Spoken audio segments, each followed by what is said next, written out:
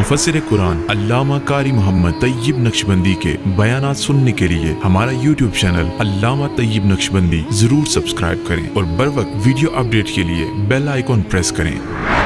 ये अल्लाह का कुरान है। तुम्हारी नमाजें, तुम्हारे रोजे, तुम्हारी ज़कातें, तुम्हारे हज, तुम्हारे सदकात व खैरात सब ज़ब्त कर लिए जाएंगे अगर तुमने एक बार मेरे महबूब को ऊंची आवाज़ से बुलाया। इससे ये सबक मिलता है, इससे ये दरस हासिल होता है कि नमाज नीचे है। बोलो, नमाज नीचे है, रोज़ा नीचे है, हज नीचे है, ज़कात नीचे है, सौमो सलात सब नीचे है और कमली वाले का एहतराम हर चीज़ से बुलंद है।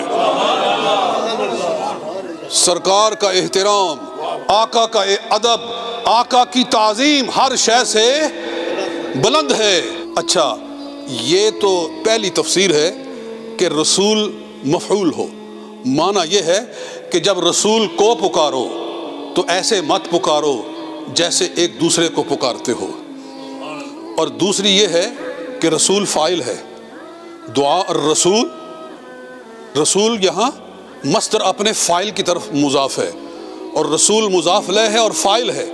माना ये है कि जब रसूल पुकारे, जी बात समझ आई, जब रसूल तुम्हें पुकारे, जब मेरे हबीब तुम्हें बुलाएं तो उस बुलाने को ऐसा मत समझो जैसे तुम एक दूसरे को बुलाते हो।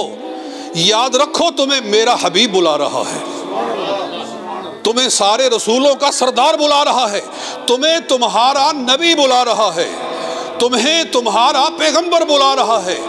लिहाजा जब मेरे हबीब तुम्हें बुलाएं तो तुम जिस भी हालत में हो, जहां भी हो, जो काम कर रहे हो, सब छोड़ छाड़ के मेरे महबूब की बारगाह में हाजिर हो जाओ। और ये भी वो बात है जो अल्लाह ने खुद कुरान में बयान फरमाई है। वो ना अल कुरान युफस्सिरु बाज़ुल कुरान की बात कर रहा हूँ कि जब रसूल तुम्हें बुलाए तो फिर महबूब की बारगाह में हाजिरी में ताखीर मत करो, डिले मत करो, फौरन मेरे महबूब की बारगाह में हाजिर हो जाओ। और ये वो बात है जो अल्लाह ताला सूरह अनफाल में बयान फरमाता है। रब्बुल आलमीन ने इरशाद फरमाया, या अय्युहल्लज़ीना आमनुस्तजीबू लिल्लाहि व लिर्रसूली इज़ा दआकुम लिमा युहयीकुम वअलमू अन्नल्लाह यहूलु बैनल मर्इ व क़ल्बिही व अन्नहु इलैहि तुहशरून। फरमाया, इस्तजीबू लिल्लाहि व लिर्रसूल, जब अल्लाह और उसका रसूल तुम्हें बुलाएं तो क्या करो, इस्तजीबू, फौरन हाजिर हो। अल्लाह और उसका रसूल जब बुलाएं तो उनके हुक्म को पूरा करने में, उनके हुक्म को की तामील में एक पलक झपकने की भी ताखीर न होने पाए। लिमा युहयीकुम, इसलिए कि वो तुम्हें उस काम के लिए बुलाते हैं जो तुम्हें जिंदगी बख्शने वाली है। उनका हर काम तुम्हारी ही जिंदगी के लिए, बेहतरी के लिए है। और इस आया मुबारका की देखिए, सही बुखारी के अंदर हदीस है। बुखारी शरीफ के अंदर एक चैप्टर है पूरा, तफसीरुल कुरान। बुखारी का एक पूरा बाब है। इमाम बुखारी ने बड़ा काम किया है। सूरह फातिहा से लेकर सूरह नास तक जिस भी सूरत के नीचे उन्हें कोई हदीस किसी आयत की तफसीर में उनके क्राइटेरिया के मुताबिक जो मेयार कबूल हदीस का इमाम बुखारी ने मुकर्रर फरमाया था वो सबसे सख्त है। इसीलिए बुखारी कुरान के बाद सबसे ज़्यादा मजबूत और ऑथेंटिक किताब है, इसलिए कि उन्होंने मेयार ही इतना ज़बरदस्त रखा कि उसके ऊपर जो हदीस उतरेगी उसको कबूल करते थे। वरना इमाम बुखारी अलैहिर्रहमा को 7 लाख हदीसें ज़बानी याद थी। कितनी? 7 लाख हदीसें। और 7 लाख हदीसों में से उन्होंने सिर्फ 4,500 हदीसों का चुनाव किया। जी हाँ, और उनको बुखारी शरीफ में लिखा है। बाकी भी हदीसें अपनी जगह पर सही थी, लेकिन सही हदीसों में से भी जो उनके मेयार के मुताबिक सबसे बेहतर दर्जे पर थी उसको उन्होंने अपनी किताब के अंदर लिखा है। ये मैं इसलिए कह रहा हूँ कि आज सुन्नी कहलाने वाले उठकर बुखारी के ऊपर एतराज़ कर रहे हैं کہ جی بخاری میں یہ ہے، بخاری میں وہ ہے. تم جانتے نہیں ہو کہ امام بخاری علیہ الرحمہ نے کتنا زبردست کام کیا ہے. امام بخاری علیہ الرحمہ نے ساری دنیا پھری، اسلامی ممالک سارے پھرے، 7 لاکھ حدیثیں یاد کی، پھر ان میں سے 4.5 کا انتخاب کیا، اور جب لکھنے کے لیے بیٹھے تو کعبہ کے سامنے بیٹھے. ہر حدیث حرم میں بیٹھ کر کعبہ کے سامنے بیٹھ کر لکھی، اور ہر حدیث لکھنے سے پہلے 2 نفل پڑھے. ہر حدیث کو لکھنے سے پہلے 2 نفل پڑھے، پڑھ کر استخارہ کیا، اور پھر جب جواب آیا تو پھر حدیث کو لکھا. جی اس طرح بخاری شریف تیار ہوئی ہے. تو بات بخاری کی آگے میں نے کہی. بخاری کے اندر ایک پورا چیپٹر ہے تفسیر القرآن. انہوں نے ہر سورت کے نیچے ان کے معیار کے مطابق انہیں جو حدیثیں ملی ہیں تفسیر کے حوالے سے انہوں نے اس کے اندر درج کی ہے. تو سورہ فاتحہ جو سب سے پہلی سورت ہے، اس کے نیچے ایک تفسیر کے اندر انہوں نے حدیث لکھی ہے، وہ میں آپ کے سامنے پیش کرتا ہوں. حدیث یہ ہے کہ سید عالم صلی اللہ علیہ وآلہ وسلم عبداللہ بن ابی اوفا رضی اللہ تعالیٰ ایک صحابی ہیں. ان کو حضور علیہ السلام نے بلایا. وہ نماز پڑھ رہے تھے، وہ نماز پڑھ رہے تھے. حضور صلی اللہ علیہ وسلم نے ان کو بلایا. انہوں نے جلدی جلدی نماز کو مکمل کیا. نماز کو مکمل کر کے آقا صلی اللہ علیہ وسلم کی بارگاہ میں حاضر ہو گئے. حضور علیہ السلام نے ارشاد فرمایا کہ کیا بات ہے، تو نے تاخیر کی ہے، آنے میں تو نے تاخیر کی ہے. عرض کیا میرے آقا میں نماز پڑھ رہا تھا تو اس لیے مجھے تاخیر ہوئی ہے. حضور صلی اللہ علیہ وسلم نے ارشاد فرمایا الم تسمع لما قال اللہ تعالی، اللہ نے جو ارشاد فرمایا ہے تو نے سنا نہیں ہے؟ عرض کیا آقا ارشاد فرماؤ. سرکار نے یہی آیت مبارکہ پڑھی. فرمایا اللہ فرماتا استجیبوا للہ وللرسول اذا دعاکم، جب اللہ اور اس کا رسول تمہیں بلائے تو فوراً حاضر ہو جاؤ. تم نے یہ سنا نہیں ہے؟ عرض کیا یا رسول اللہ آئندہ میں ایسا نہیں کروں گا. آئندہ آپ بلائیں گے، میں نماز بھی پڑھ رہا ہوں تو میں نماز توڑ کر آقا کی بارگاہ میں حاضر ہو جاؤں گا. اور اس کے نیچے امام عینی رحمۃ اللہ تعالی علیہ نے عمدۃ القاری کے اندر بڑی نفیس بحث کی ہے. آپ ارشاد فرماتے ہیں اس حدیث پاک سے معلوم ہوا کہ اگر کوئی بندہ نماز پڑھ رہا ہو اور رسول پاک صلی اللہ علیہ وسلم اس کو بلائیں اور اسے فرمائیں کہ او فلاں بندے آؤ میری بات سنو، وہ آئے، رسول پاک صلی اللہ علیہ وسلم کا فرمان سنے، حضور اسے کوئی حکم دے کہ جاؤ فلاں کام کر کے آؤ، فلاں چیز خرید کر لاؤ، یا فلاں میرے صحابی کو بلا کر لاؤ، وہ جائے اور حضور کا کام کر کے واپس آئے اور فارغ ہو تو واپس جا کر نماز کو شروع سے پڑھے یا جہاں سے اس نے نماز چھوڑی تھی وہیں سے پڑھے. وہ فرماتے ہیں دہرانے کی ضرورت نہیں ہے، وہ رسول پاک کے حکم پر گیا تھا، جہاں نماز چھوڑی تھی وہاں سے پوری کرے، وہ ابھی بھی نماز کے اندر ہی چل رہا ہے.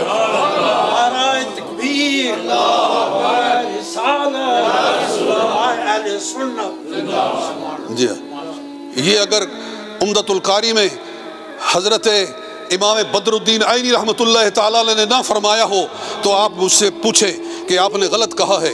میں الحمدللہ جو کچھ بیان کر رہا ہوں میں یہ پڑھ لکھ کے بیان کر رہا ہوں، ایسے نہیں بیان کر رہا.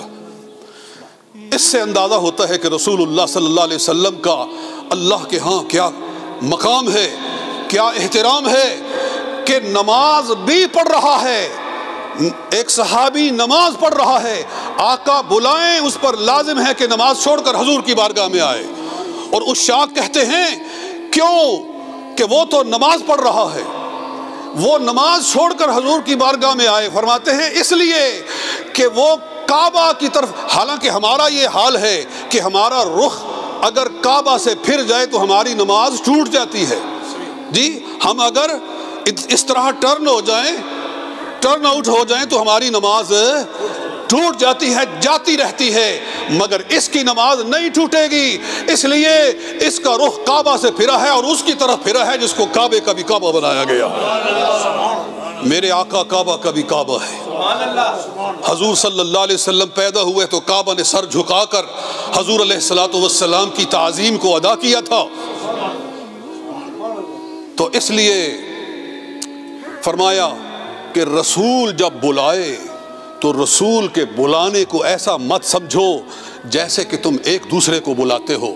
میرا رسول بلائے تو ہر حال میں حاضر ہو جاؤ۔ اور اس صحابی کا آپ نے ذکر خیر سنا ہوا ہے، حضرت حنظلہ رضی اللہ تعالی عنہ۔ جناب حنظلہ غزوہ احد کے اندر فجر کے وقت حکم ہوا کہ جلدی حضور کے بارگاہ میں حاضر ہو جاؤ۔ وہ اپنی بیوی کے قریب گئے تھے، اسی رات ان کا وہ لالت العروس تھی، ان کی رخصتی والی رات تھی، پچھلی رات ہی ان کی شادی ہوئی تھی۔ فجر کی نماز کے بعد بیوی کے قریب گئے، اس کے بعد غسل کیا۔ ادھر آواز آ رہی ہے حضور بلا رہے ہیں، وہ غسل کرتے ہیں لیکن جلدی جلدی غسل کیا۔ جلدی جلدی غسل کرنے کی وجہ سے جسم کے کئی حصے خشک رہ گئے، جسم کے بعض حصے خشک رہ گئے، پورا غسل نہیں ہو سکا۔ لیکن چونکہ حضور کا حکم آ رہا تھا، منادی آ رہی تھی کہ حضور بلا رہے ہیں، سرکار بلا رہے ہیں، دوڑو جلدی کرو۔ انہوں نے جلدی جلدی غسل کیا۔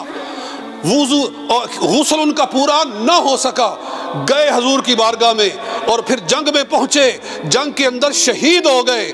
ان کی لاش نہیں مل رہی ہے۔ صحابہ کرام نے کہا حنظلہ کی لاش نہیں مل رہی ہے۔ سرکار نے فرمایا میں نے اپنی آنکھوں سے دیکھا ہے، فرشتے اس کو اٹھا کر لے گئے ہیں، اس کو جنت میں سے غسل دے کر واپس لے آئے گے۔